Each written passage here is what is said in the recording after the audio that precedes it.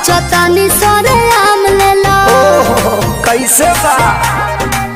हो लगे आके खुले आम लेला दे बाधे रही टीता माम लेला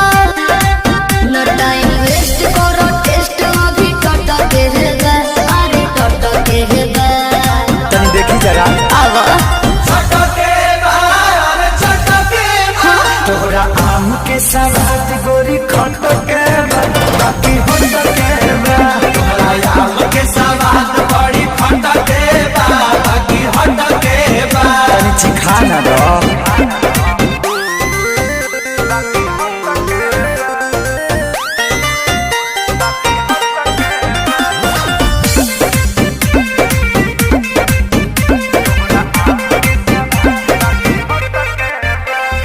खेत खाना दानी बा बाप के बागानी बा ओहरे बागाने के आम बा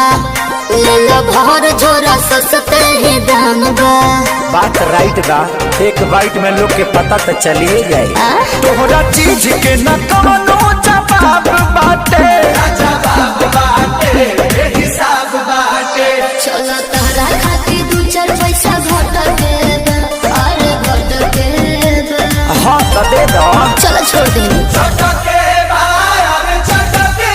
अरे तोरा आम के सवाद गोरी खट के बाकी होट के अच्छा आम के सवाद बड़ी खट के बाकी हट के कौन छुछू लागत रे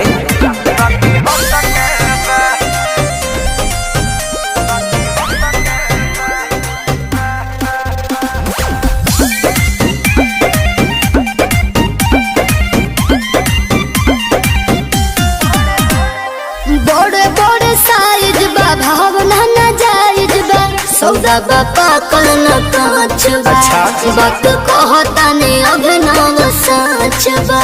अच्छा तो सुनो हाँ हो तोहरा लंगड़ा के तगड़ा सवाद बाटे धन्यवाद बाटे जिंदाबाद बाटे सारे राहुल भाई फिर जुस मोटक बा अरे मोटक बा हाँ तो पहुँच जाए रे सही हो छट के छट के हाँ तोरा आम के सवाद गोरी खट के बाकी होट के अच्छा आम के सवाद बड़ी खट के बाकी हट के